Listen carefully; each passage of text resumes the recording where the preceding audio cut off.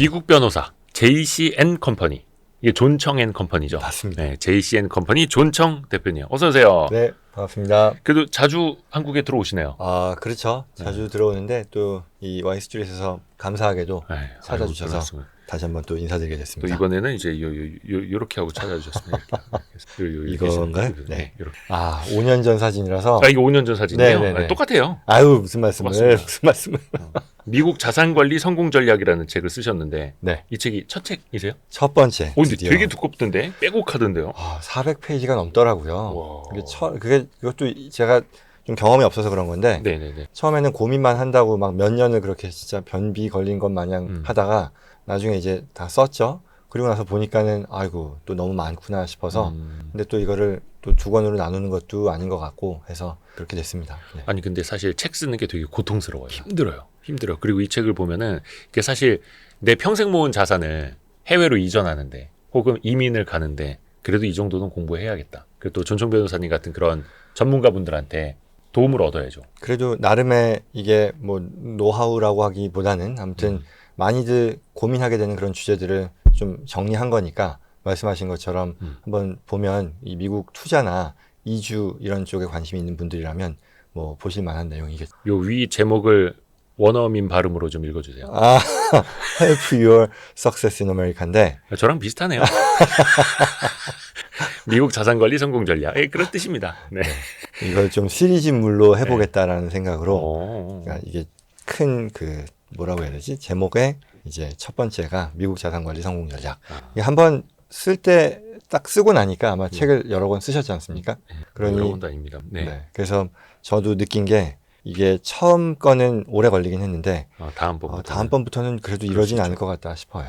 해서 그 미국 자산 이민 뭐 이전 이런 이야기도 좀 해보겠고 또 최근에 이슈 몇 가지 좀 여쭤보려고. 네. 왜냐면은 그 OBBA 아, One Big Beautiful Bill Act라는 게 있잖아요. 네, 그렇죠. 이거 우리나라에서 오빠 법안이라고도 부르는데 미국에서는 뭐라 그래요? 그냥 OBBA 뭐 이렇게 불러요? 그게 OBBBA 이렇게도 하고 네. BBB 액트라고도 부르고 BBB 뭐 액트. 했었어요. 근데 이것 때문에 그 누굽니까? 일론 머스크랑 네. 트럼프랑 싸웠던 거잖아요. 아, 그렇죠. 그렇죠. 이거를 어떻게 할 것이냐. 왜냐하면 이 일론 머스크는 어쨌거나 뭐 너무 이 국가 재정에 대해서 예. 이게 감세만 하는 것이 재정 건전성이라는 면에서 악영향을 끼친다라는 그런 입장이고 거기에 더 나아가서 뭐 속사정은 이 전기차 본인의 그 주업이잖아요.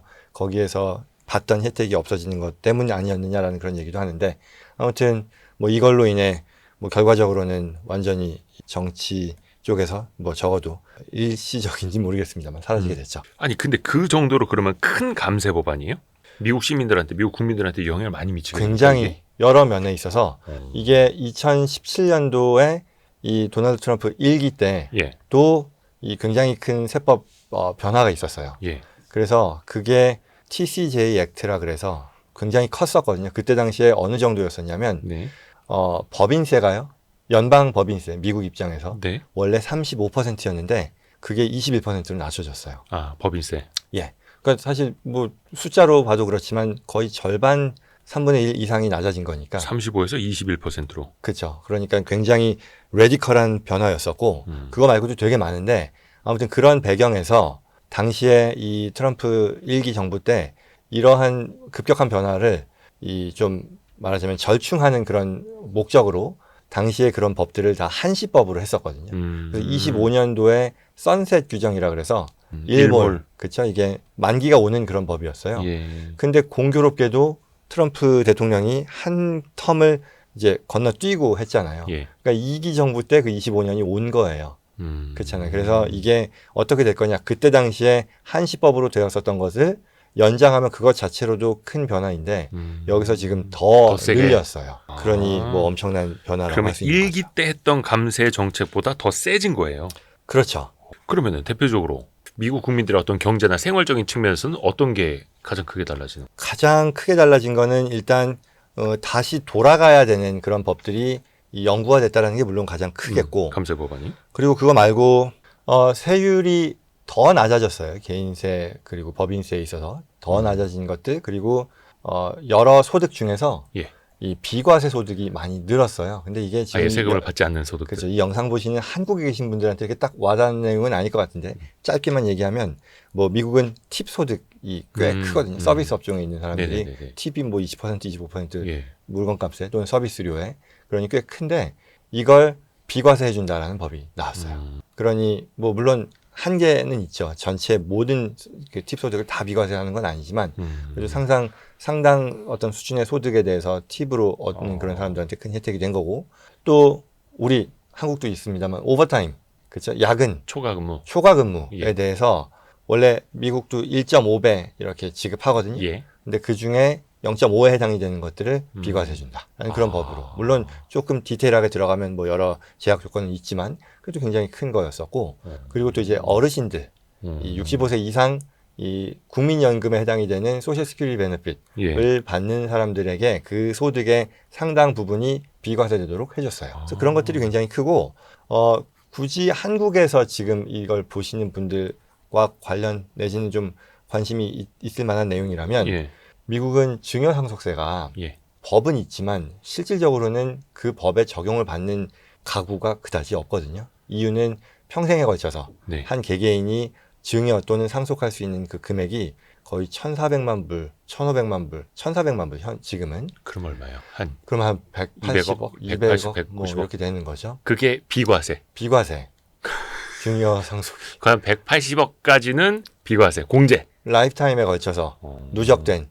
근데 이게 또 생각을 해보면 한 가구에 1세대에는 엄마, 아빠 둘이잖아요. 예. 곱하기 2예요. 예. 그러니 한 가구당 300억이 넘는 그 금액이 비과세 되니 그래 뭐 증여 상속세가 있지만 실질적으로는 이게 여기 적용을 받는 건 미국에서도 드물잖아요.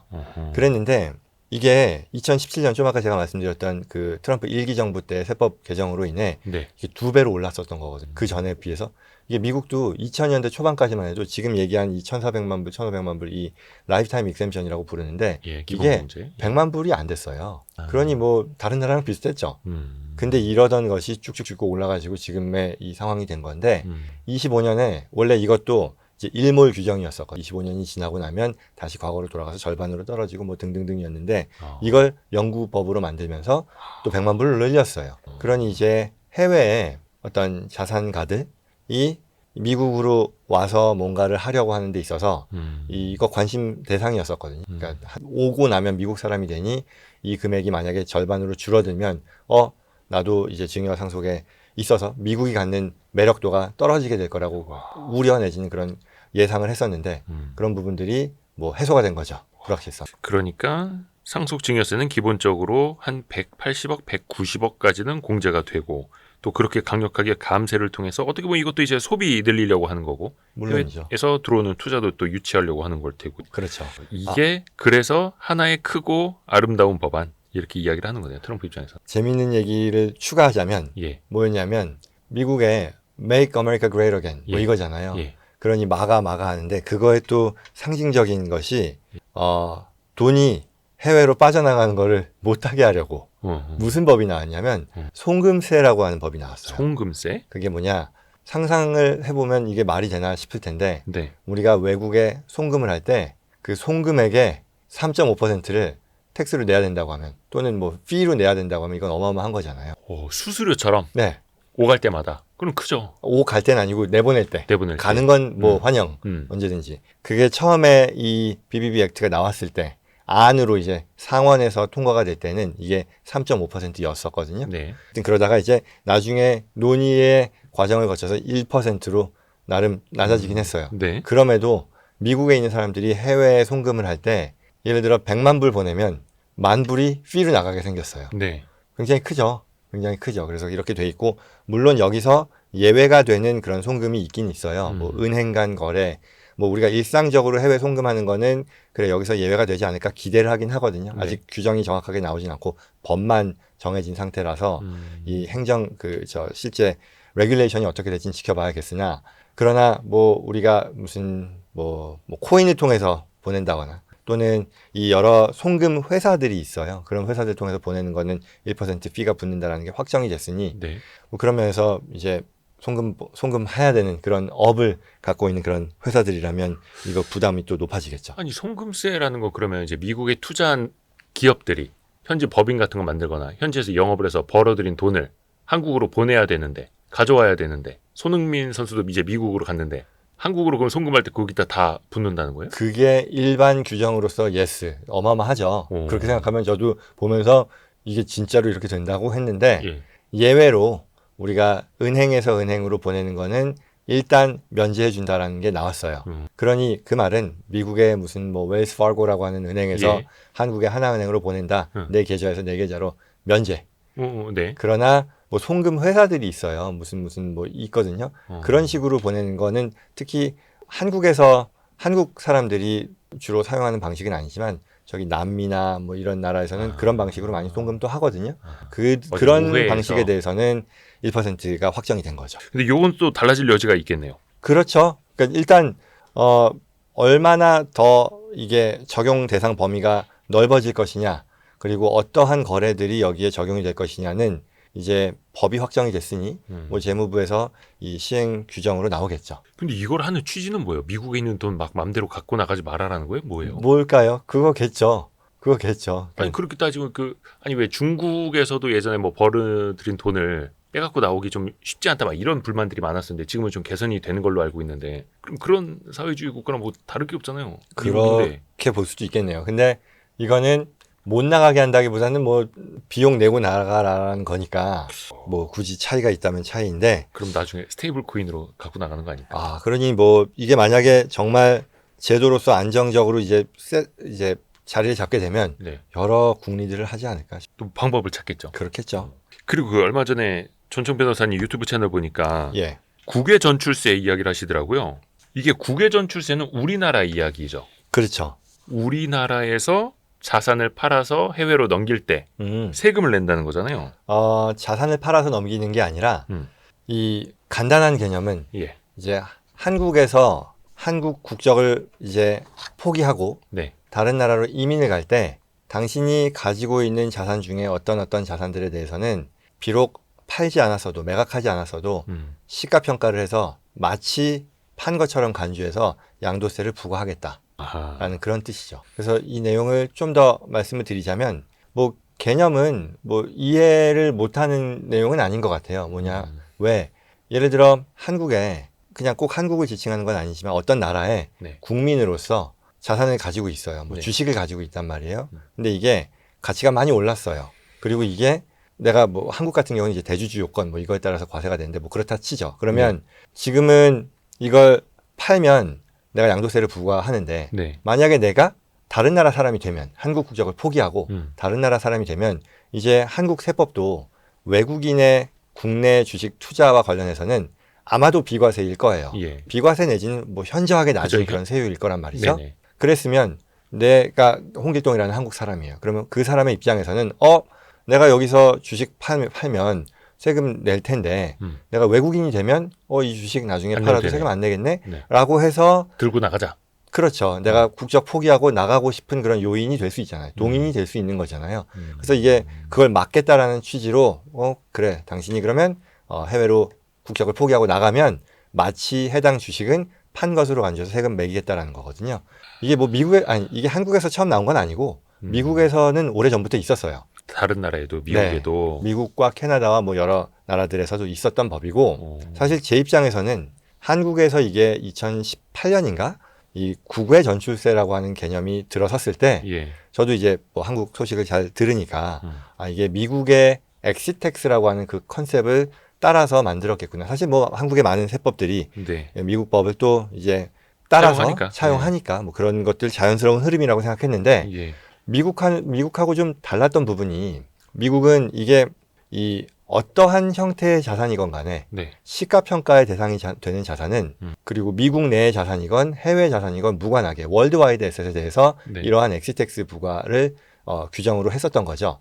그러니 미국인 입장에서 내가 해외에 부동산을 가지고 있건 또는 해외 주식을 가지고 있건 이런 것들을 다 미국 국적을 포기하거나 영주권을 포기할 때 시가평가에서 과세하는 그런 규정이 있었던 거예요. 그래서 한국에서 이 제도를 처음에 차용했을 때에는 당연히 한국도 이 국내의 그런 대상 자산뿐만 아니라 해외 자산들도 포함될 거라고 저는 생각했었어요. 아, 네. 근데 신기하게도 이 한국의 제도는 한국에 있는 자산, 그 중에서도 유형 자산, 뭐 부동산 이런 거 말고 예. 이 주식, 국내 주식만 예. 그리고 대주주 요건, 뭐 그건 이해할 만하죠. 왜냐면 대주주가 아닐 때는 애초에 과세가 안 어차피 우리 되니까. 이제 양도세 아직 없으니까 주식 양도세. 근데 아무튼 그런 식으로 이 범위가 줄어서 나왔었거든요. 그래서 신기하다 그런 생각을 했었어요. 근데 아니나 다를까 이번에 입법안이 나온 거죠, 정부에서. 예. 그래서 그게 미국과 같은 그런 방식으로 이 범위가 확대되는 그런 변경. 해외 주식도. 해외 주식까지 포함하는. 그러니까 기존에는 삼성전자가 하이닉스가 됐든 내가 갖고 있을 때 팔지 않았어도 갖고 그냥 이민 가면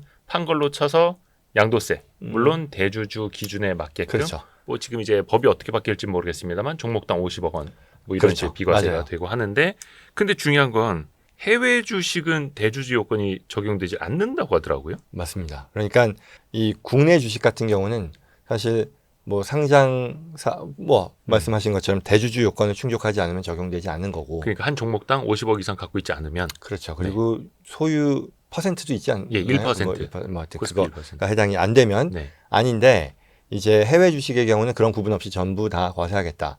인데 따지고 보면 이게 타겟으로 하는 거는 뭐 우리가 한국에서 뭐 애플 뭐 이런 마이크로소프트, 엔비디아 이런 주식을 직접 가지고 있는 사람들한테는 큰 문제는 아닐 것 같고 왜냐하면 그들이 정말 만약 이 국외 전출세에 적용이 될 것 같다라고 하면 이미 팔아버리면 되잖아요. 되기 전에. 가기 전에. 그러면 사실 그에 대한 과세가 한국의 지금 양도소득세 기준에서는 그다지 아마 부담이 엑스텍스만큼 높지 그러니까 않을 사실 거란 말이죠. 이거나 저거나라는 거죠. 우리나라에서도 뭐 250만 원 이상 되는 수익에 대해서는 22%의 양도세가 매겨지니 특히 해외 주식은 네. 그러니까 어떻게 보면은 비과세 한도가 되게 적죠. 해외 주식에 대해서는. 그렇기 때문에 그냥 해외 주식을 갖고 이민을 가는 거나 국내에서 팔아서 양도소득세를 내는 거나 해외 주식일 경우 그러면 이제 비슷하다라는 거예요. 그런데 주로 여기서 타겟을 하는 것은 아마도 이런 상장사 주식보다 해외에 무슨 부동산 투자를 했건 아니면 그걸 이제 주식 회사의 형태로 이런 그 비상장 회사로 투자한 그런 경우가 더 타겟이 되지 않을까 싶어요. 부동산 법인. 그런 법인을 이용한 부동산 투자. 그런 것들이 타겟이 되지 않을까. 이게 참 세법이 신기하기도 하고요. 그래서 배우면 배울수록 신기하기도 하고 섬뜩하기도 하고 모르면 또 큰일 나는 거고. 이게 또 끝이 아니라고 생각되는 거는 지금은 한국은 이 입법 예고가 된 또는 뭐 이제 안으로 나온 게 2027년부터 만약에 이게 그대로 통과가 된다면 적용이 될 텐데 그럼에도 지금 현재 미국 법과 비교하면 여전히 범위는 낮아요.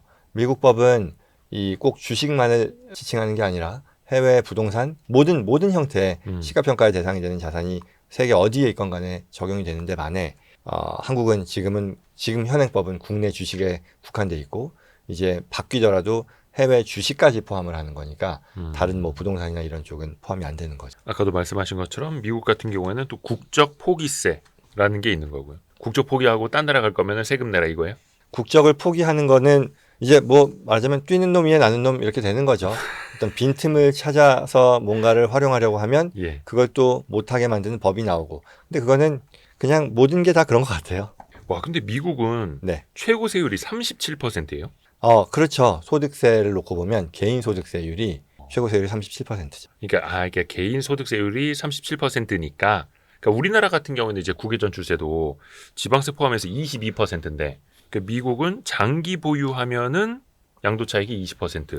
근데 단기 보유일 경우엔 37%. 보통 이제 한국은 양도소득이 지금 여기 있는 것처럼 양도 차익의 20% 이렇게 딱 정해져 있는데 미국은 이 양도소득에 대한 과세가 이 해당 그 자산을 내가 얼마나 가지고 있었느냐에 따라 1년 이상일 경우에 장기, 1년 이내일 경우에는 단기로 보고 단기에 대해서는 일반 소득세에 적용을 받거든요. 그래서 이렇게. 그럼 1년만 넘으면 되는 거네요. 그렇죠. 저는 이게 장기 단기라고 해가지고 단기 기간이 얼마인가 헷갈렸었는데 1년만 넘어가면